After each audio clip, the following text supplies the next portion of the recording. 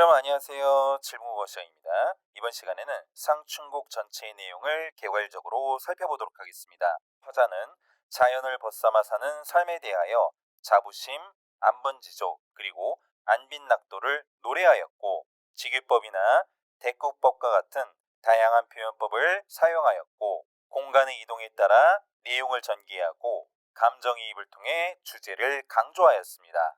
먼저 상춘곡의 갈래를 살펴보도록 하겠습니다. 상춘곡은 봄의 완상과 안빈낙도하는 삶에 대하여 일찬하고 풍류하는 삶을 정감 있게 노래하였기 때문에 이를 서정가사라고 이야기를 하고 사대부 작가의 작품이기 때문에 양반가사이며 벼슬의 서물러나 태인에 은거하며 부르허니에라는 집을 지어 거처하며 자연을 노래하였습니다. 따라서 은일가사이며 결사의 마지막 구절이 아모타 백년 행락이 이만한들 어찌하리라고 이야기를 하여 시조 종장의 음수율인 3543과 동일한 형태를 가지고 있기 때문에 정격가사라고 할 수 있습니다. 또한 자연 속에서 한가한 정서를 느끼며 지내는 삶을 노래하였기 때문에 강호한정가라고 할 수 있습니다. 이러한 가사는 고려 후기에 발생하여 조선 전기까지 지속되었던 장영의 교술시가인 경기체가가 쇠퇴하면서 발생한 문학으로 운문과 산문의 중간적 형태를 가지고 있다고 할 수 있습니다. 가사는 시조와 마찬가지로 3, 4조 사음보의 연속체로 되어 있습니다.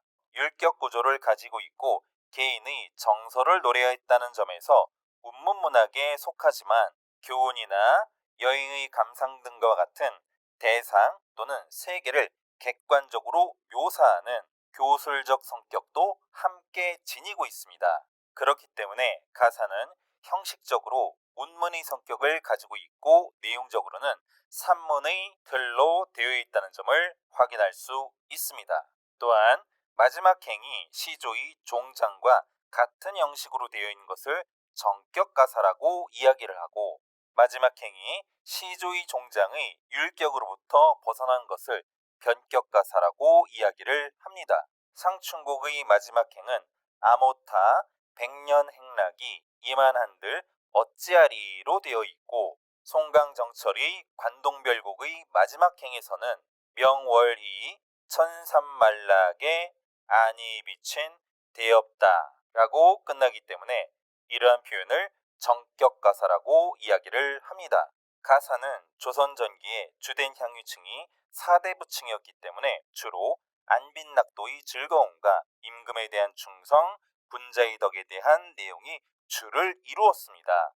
이러한 흐름이 조선 후기로 넘어오면서 양반뿐만이 아니라 평민이나 여성들도 창작에 참여하였고 실생활에 대한 내용도 많아지게 되었습니다. 또한 조선 전기에는 임금에 대한 충성심을 남녀의 애정에 빗대어 사대부라는 작가의 특수한 상황을 민간 남녀의 사랑에 빗댐으로써 이를 일반화, 보편화시켜 민중들로 하여금 공감을 얻을 수 있게 하는 구조를 취하였습니다. 이러한 작품에는 대표적으로 송강정철의 삼이인곡과 송미인곡이 있습니다. 조선 후기로 넘어오면 작가가 여성으로 확대되며 내방가사가 시작되었고 유배 생활의 한을 노래하거나 정계복귀를 염두하여 자신의 죄를 뉘우치는 모습을 보이고 있는 유배가사가 등장하게 됩니다. 또한 내용이 매우 긴 서사적 장편가사나 기행가사들이 등장하여 산문화 경향이 뚜렷해졌다고 할 수 있습니다. 상춘곡은 봄의 아름다움을 서정적으로 묘사하였습니다. 자신의 거처인 불호원에서 자연 친화를 노래하였고 그러한 삶을 자부심을 가지고 예찬하였습니다. 봄의 아름다운 풍경을 감상하며 즐거움과 안빈낙도를 노래한 강호한정가라고 할 수 있습니다. 주요 구절 속에서 드러나는 화자의 인생관을 살펴보도록 하겠습니다. 화자는 서사 앞부분에서 홍진에 묻힌 분내 인해생에 어떠한고라고 이야기를 하여 붉은 먼지가 가득하여 앞이 보이지 않고 어지러운 현실에 묻혀 살아가는 사람들의 모습을 자신의 삶과 대조하여 제시하였습니다. 또한 같은 단락 서사에서 살림에 묻혀 이셔 지락을 말할 것가라고 이야기를 하여 살림, 즉 아름다운 자연에 묻혀 지극한 즐거움을 누리고 있는 만족감과 자부심을 표현하였습니다. 결사에서는 공명도 날 끼우고 부귀도 날 끼우니라고 이야기를 하여 속세적 가치인 부귀와 공명을 멀리하겠다는 태도를 주객이 전도된 표현으로 형상화하였습니다. 또한 꽃나무 가지 꺾어 술잔을 세며 마시는 풍류와 한중 진미를 알니 없이 호재로다라고 이야기를 하여 한가운 가운데 깃드는 참다운 맛을 노래하였으며 결사에서 청풍명월 외에 어떤 것이 있사올꼬라고 이야기를 하여 맑은 바람과 밝은 달 이외에 친구가 없다는 표현으로 앞서 이야기했던 부귀와 공명으로부터 멀리하고 거리를 두려는 화자의 삶의 태도가 드러나 있다고 할 수 있습니다. 상춘곡에서 드러나는 화자의 자연관을 살펴보도록 하겠습니다. 조선시대의 사대부는 겸재천하와 독선귀신이라는 이중적인 세계관을 동시에 가지고 있었습니다. 이는 세상에 도가 있을 때 나아가 다스리고 세상에 도가 사라지면 홀로 은거하여 몸을 닦아 선하게 한다는 사대부들의 이중적 의식세계입니다. 상춘곡에서도 이러한 이중적 의식세계를 살펴볼 수가 있는데 겸재천하하는 공간으로서 홍진, 즉 속세를 제시하였고 독선귀신하는 공간으로서 살림, 즉 자연을 설정하였습니다. 홍진은 과거에 관직에 나아가 정치에 참여하며 부귀와 공명을 누렸던 공간으로서 현재 화자가 지향하는 지점, 즉 동경의 공간이 아니기 때문에 부정적인 속성으로 설정되었고 살림, 즉 자연은 낙향하고 귀거래하여 학문을 닦고 심신을 수양하며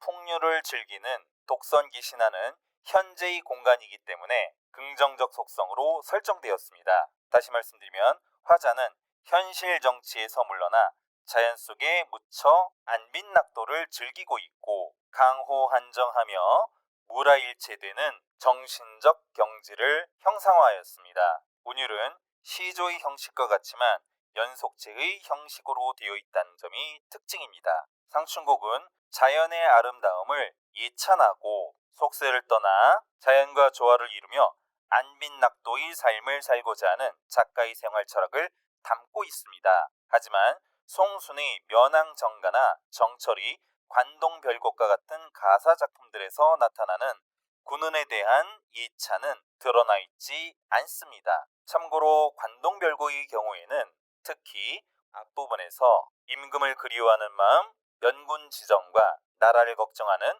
우국 지정이 형상화되어 있으며 작품 전체에 유교적인 충의 사상이 드러나 있다고 할 수 있습니다. 한편 송순의 면왕정가에서는 이 몸이 일원금도 역군은 이셨다라고 이야기를 하여 이 몸이 이렇게 지내는 것도 역시 임금의 은혜이시도다라는 표현으로서 상춘곡과는 달리 유교적 충의 사상을 표현하였습니다. 앞서 말씀드렸던 바와 같이 결사에서 공명도 날 끼우고 부귀도 날 끼우니라고 이야기를 하여 부귀와 공명이 오히려 나를 멀리하였다라고 표현함으로써 주객전도된 표현을 통하여 안문지족하고 비니무원한 화자의 인생관을 제시하였습니다. 상춘곡은 공간 이동에 따라 시상이 전개되고 있습니다. 처음에는 좁은 공간인 수간모옥에서 출발해서 점차 넓은 공간인 산봉우리로 이동하며 공간을